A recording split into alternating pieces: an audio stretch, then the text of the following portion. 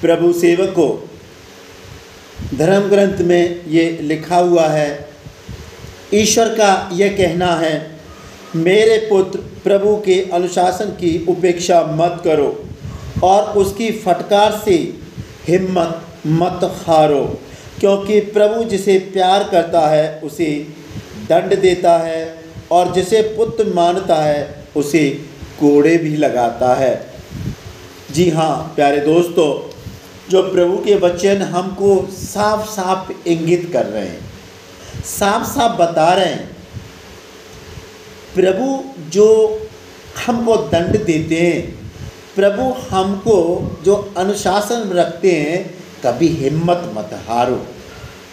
और ईश्वर दंड भी दे रहा है, कोड़े भी लगा रहा है, तो खुशी खुशी सह लो। तो इसका तात्पर्य यह है, जब हम सब मनुष्यों के जीवन में दुख भी आते हैं और सुख भी आते हैं, जब सुख का समय होता है, जब अच्छा समय होता है, जब हमको बड़ा, हम मनुष्य को, हम लोगों को बहुत बड़ा अच्छा लगता है, जब थोड़ा सा जीवन में दुख आ जाता है तो हमारा चेहरा, हमारा जो फेस बिल्कुल डुलमिला जाता है और पता नहीं हम क्या क्या सोचने लग जाते हैं। अब सोचने वाली बात है, जब हमारे जीवन में सुख ही सुख था तो संसार की सारा सुख हमें अच्छे लग रही थी, संसार सारा अच्छा लग रहा था। जब हमारे जीवन में, जब इंसान के जीवन में दुख आ गए, संकट आ गए, परेशानी आ गई, तो हम ईश्वर को कोसने लग गए और लग जाते हैं, ये संसार में होता है। तो इसलिए प्रभु ईश्वर कहते हैं, प्रभु के अनुशासन की उपेक्षा मत करो और उसकी फटकार से कभी हिम्मत मत हारो, क्योंकि प्रभु जिसे प्यार करता है उसे कोड़े भी लगाएगा, उसे डांटेगा, फटकारेगा, और कुछ समय के लिए, कुछ क्षण मात्र के लिए हमें कोई परेशानी भी आ सकती है, हमें शारीरिक बीमारी भी आ सकती है, मानसिक बीमारी भी आ सकती है, और हमें आर्थिक कमज़ोरी भी आ सकती है। तो हम सबको बड़ा सुदृढ़ रहने की ज़रूरत होती है, हिम्मत के साथ में अपना जीवन जीने की हिम्मत रखनी होती है, क्योंकि जब हमने सालों सालों सुख में व्यतीत कर दिया, जब 1 महीने का या 1 साल का परेशानी आ गई, दुख आ गए, संकट आ गए, तो हमें बुरा क्यों नहीं लग गया? क्यों लगने लगा बुरा?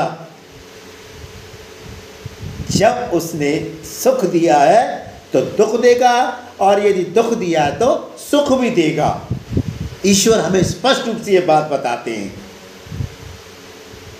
एक कहानी है, एक बहुत ही सज्जन मनुष्य थे, तो हमेशा बहुत उनके पास में सारी सुख सुविधाएं थी, और सुख सुविधाएं होने के बावजूद भी जो ईश्वर ने जो उनके लिए जो दिया है, कभी शुक्रगुजार नहीं होते थे, कभी शुक्रगुजार नहीं होते थे कि ईश्वर ने मुझे दिया, ईश्वर आपके लिए धन्यवाद, शुक्रिया, जो कुछ मैं हूँ आपकी वजह से, जो आप दे रहे हैं मुझे आपकी वजह से नहीं, जो मैं कमा रहा हूँ मैं अपने बलबूते पे कमा रहा हूँ, मैं कमा रहा हूँ नौकरी से कमा रहा हूँ, मैं कमा रहा हूँ बिजनेस से कमा रहा हूँ, मैं कमा रहा हूँ खेत से कमा रहा हूँ। ये उनकी सोच थी। कुछ सालों के बाद समय चलता गया, समय चलता गया, टाइम पास हुआ, तो धीरे धीरे कहते हैं ना, समय का पहिया थोड़ा थोड़ा उल्टा घूमने लगा। जब समय का पहिया उल्टा घूमने लगा तो उनके जीवन में थोड़े से कष्ट स्टार्ट हो गए। जब उनके जीवन में थोड़े से कष्टों ने प्रवेश किया, एंट्री मारी, तो उनका दिमाग ही चेंज हो गया।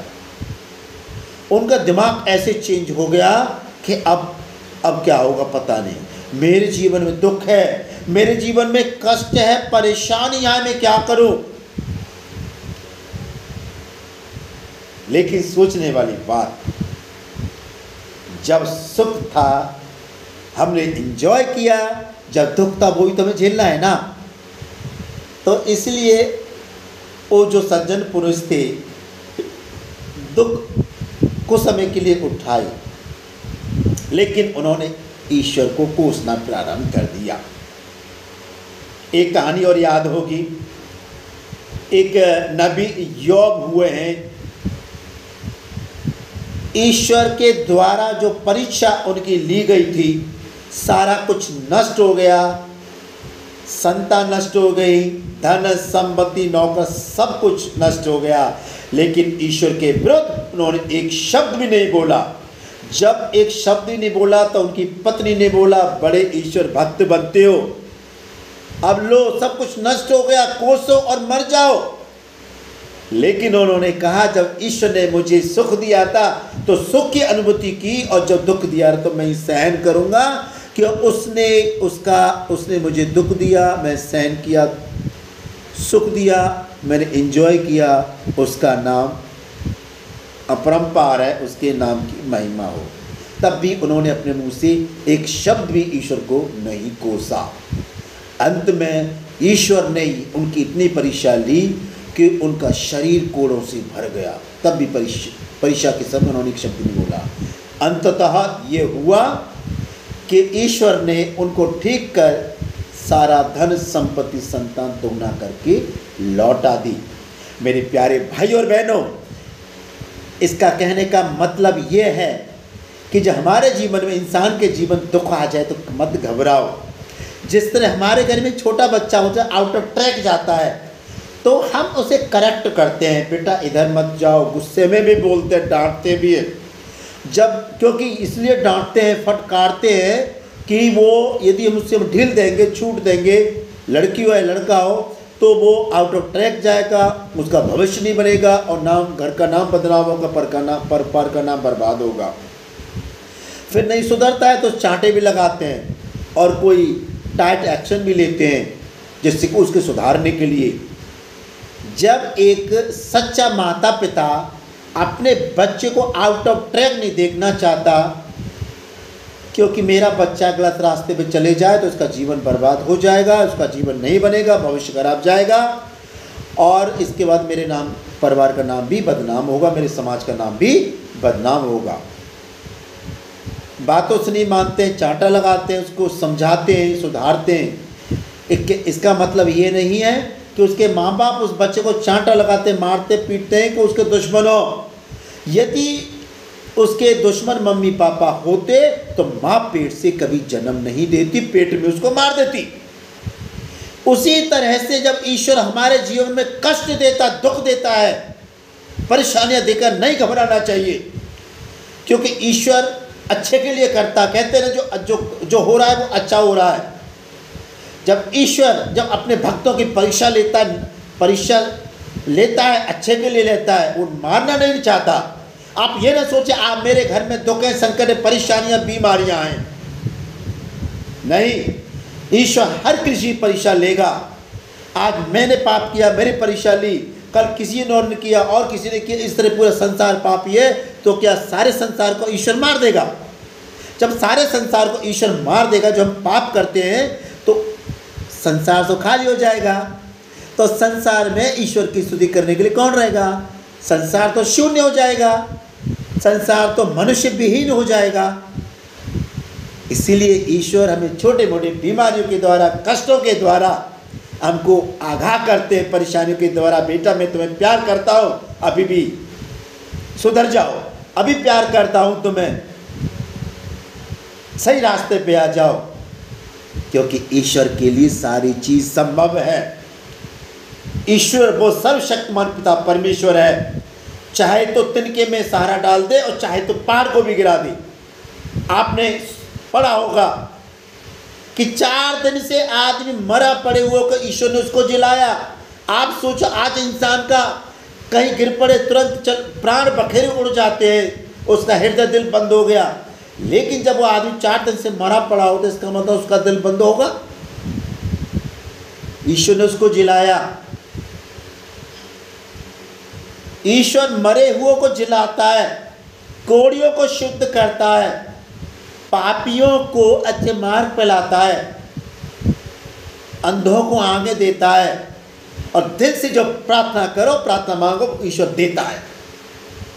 तो यदि हम जो पाप करते हैं ईश्वर की नज़र में, ईश्वर हमें डांटते हैं, फटकारते, कोड़े लगाते, इसका मतलब ये नहीं कि ईश्वर हमको मारना चाहता है, नहीं, सुधारना चाहता है हमको। तो प्यारे भाई और बहनों, मैं सच बोल रहा हूँ, आप कभी हिम्मत मत हारना। दुख आते कोई बात नहीं, कष्ट आते कोई बात नहीं, हंसी हंसी खुशी खुशी सह लो। दुख कभी परमानेंट नहीं होता, परेशानी कभी परमानेंट नहीं होती, बीमारियां कभी हमेशा के लिए नहीं होती, आदमी की परीक्षा लेने के लिए होती है।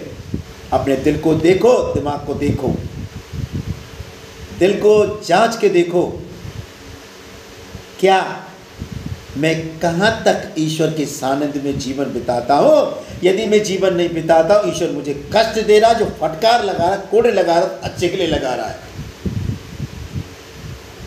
तो प्यारे भाई और बहनों, ईश्वर की द्वारा जो दी हुई फटकार से कभी हिम्मत मत हारो। सोचो मेरे भले के लिए ही है, मेरे घर में कोई प्रॉब्लम है, समस्या है, मेरे भले के लिए है। वो हमारे लिए समय होता है, एग्जामिन करने का समय होता है, हमें अंदर देखने का, हम मेरे से कहाँ गलती हो गई, उसको मुझे सुधारने की ज़रूरत है। यदि मैं आज नहीं सुधरा तो मैं तो बर्बाद होऊंगा, मेरे परिवार ही बर्बाद होगा, मेरी पत्नी बर्बाद होगी, मेरे बच्चे बर्बाद होंगे। इसलिए दिल को झाँक के देखो, कहाँ हम गलत कर रहे हैं, कहाँ मनुष्य गलत कर रहा है। ईश्वर अभी चांस तेरा सुधर जाओ, अभी भी मेरे को और आपको बताना चाहता है कि अभी समय है, चेत जाओ, अभी भी समय है, सुधर जाओ, पश्चाताप कर लो, जिससे कि ईश्वर के जो अभी शब्द हमने सुने उसकी फटकार से कभी हिम्मत मत हारो। और प्रभु जिसे प्यार करता है उसे कोड़े भी लगाता है। हम अपने बच्चों से प्यार करते हैं, इसलिए उनको डांटेंगे, फटकारेंगे, चांटे भी लगाएंगे। यदि हम अपने बच्चों से प्यार नहीं करते हैं तो हम चाहेंगे जा बेटा तेरी ज़िंदगी बर्बाद होनी, हो जा, हमें कोई दिक्कत नहीं। लेकिन बच्चों से हम प्यार करते हैं, इसलिए डांटते फटकारते हैं। इसलिए हमेशा ईश्वर की फटकार का बुरा मत मानो। कोड़े लगा रहा है, लगाने दो, हमारे भले के लिए। आप सबको ईश्वर आशीष दे।